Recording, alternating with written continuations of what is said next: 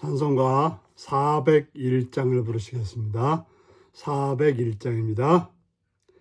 주의 곁에 있을 때 마음이 든든하오니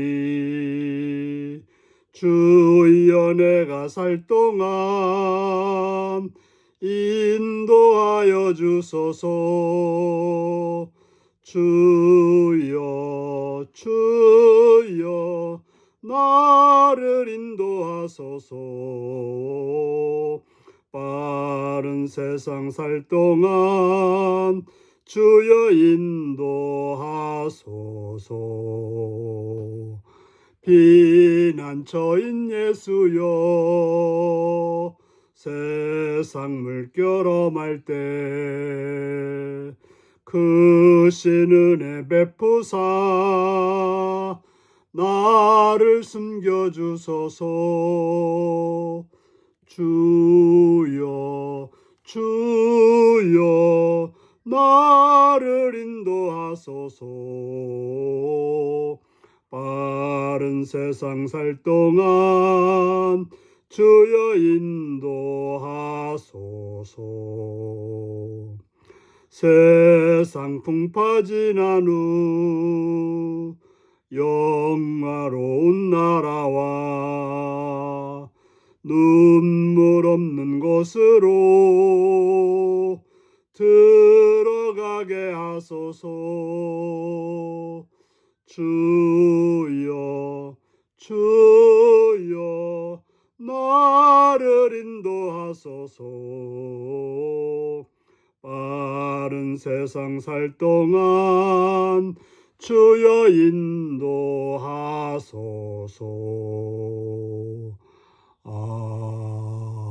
아멘. 이 시간 우리 계신 하나님 말씀은 민수기 35장 22절에서 34절까지 말씀입니다. 민수기 35장 22절에서 34절입니다.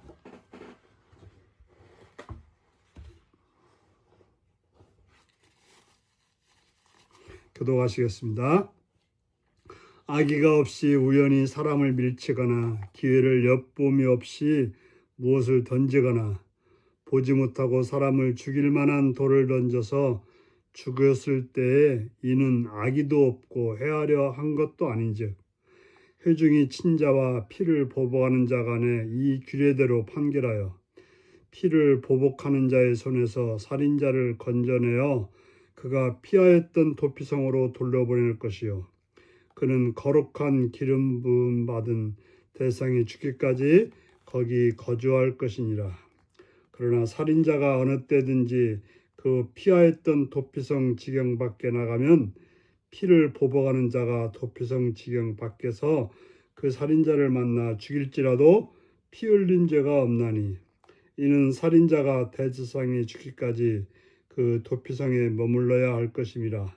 대지상이 죽은 후에는 그 살인자가 자기 소유의 땅으로 돌아갈 수 있느니라. 이는 너희의 대대로 거주하는 곳에서 판결하는 규례라.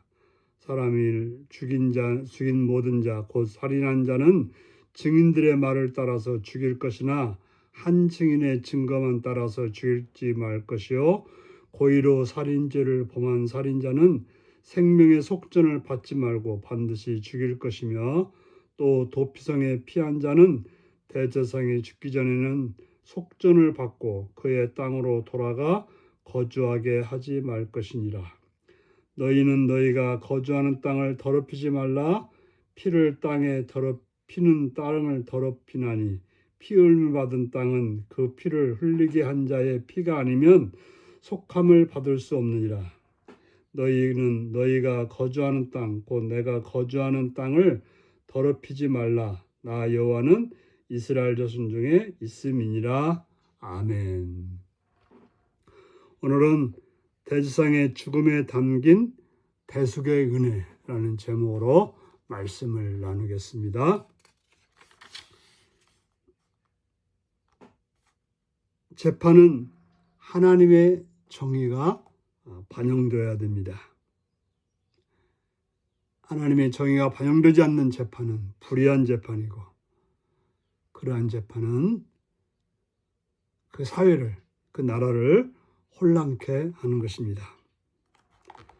오늘은 누군가 악의 없이 우연히 사람을 죽인 경우라면 그를 죽이지 않는 것이 하나님의 정의였습니다. 사람은 실수할 수가 있는 것입니다. 악의 없이 한 행동들이 사람을 죽게 하는 경우가 있기 때문에 그렇습니다.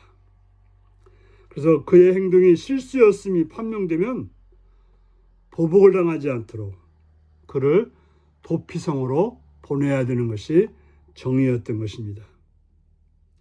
그리고 실수로 살인한 자는 대제사장이 죽기까지 도피성에 머물러 있어야 되는 것입니다.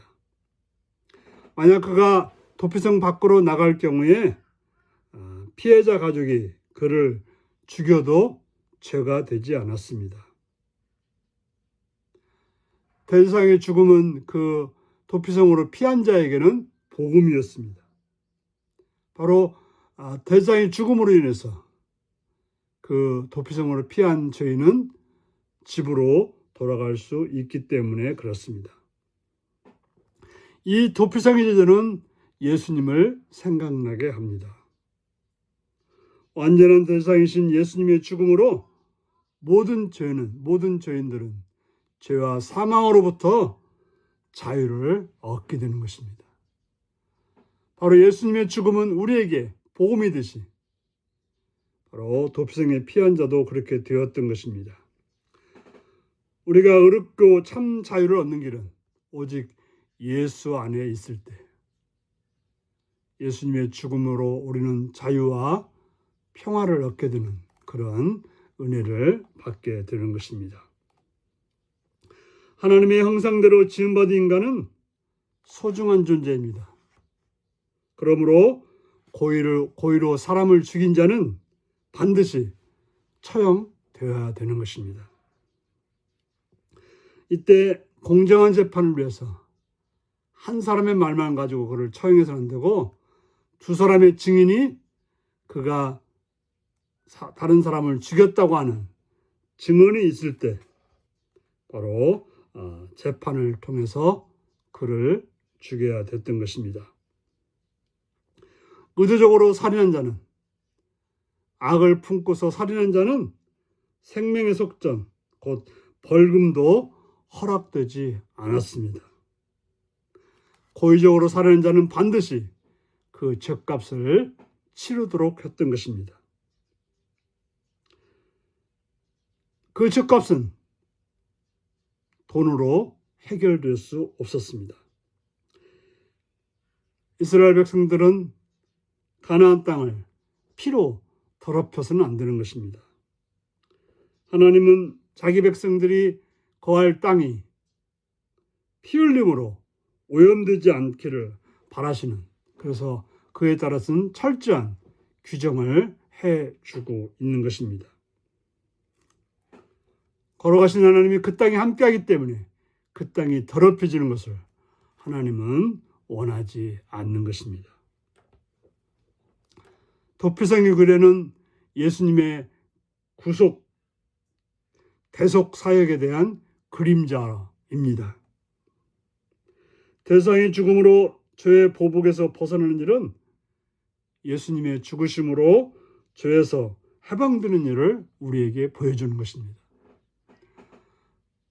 바로 예수님의 죽음으로 우리가 죄에서 해방됐듯이 대제사장의 죽음으로 그 죄인이 해방될 수가 있었던 것입니다. 대제사장의 죽음을 살인자의 죽음으로 간주한 것입니다. 하나님의 공의는 죄에 대해 마땅한 죄값을 치르는 것이 하나님의 공의입니다. 죄의 대가는 죽음인 것이죠. 예수 그리스도의 죽음으로 죄를 용서받고 새 생명을 얻는 것이 하나님의 공의라는 사실을 기억하셔서 여러분의 삶이 하나님의 공의가 이루어지도록 예수 그리스도를 통해서 구원받고 자유를 누리는 복된 여러분임을 알고 그렇게 살아가시는 여러분들이 되시기 바랍니다. 기도하시겠습니다. 자비의 주님의 이름을 찬양하며 감사합니다. 예수님이 우리를 위해 죽으심으로 우리가 죄에서 구원받고 생명으로 살아갈 수 있게 하셨사오니 참으로 감사드립니다. 이 귀한 은혜를 기억하고 그 은혜로 살았음을 인정하고 믿음으로 주 안에서 참된 평안을 누리는 삶이 되도록 도와주옵소서. 예수님의 이름으로 기도하옵나이다. 아멘. 하늘에 계신 우리 아버지의 이름을 거룩하게 하시며 아버지의 나라가 오게 하시며 아버지의 뜻이 하늘에서와 같이 땅에서도 이루어지게 하소서. 오늘 우리에게 일용할 양식을 주시고 우리가 우리에게 잘못한 사람을 용서해 준 것 같이 우리 죄를 용서해 주시고 우리를 시험에 빠지지 않게 하시고 악에서 구하소서. 나라와 권능과 영광이 영원히 아버지의 것입니다. 아멘. 말씀 묵상입니다. 실수로 살인을 저지른 사람이 도피성에서 나가도 안전한 때는 언제였나요? 내가 죄에서 진정한 해방을 경험한 적이 언제였나요? 이스라엘이 가나안 땅을 더럽히지 말아야 하는 이유는 무엇인가요? 내 안에 하나님이 거하시도록 내가 멀리할 죄악은 무엇인가요?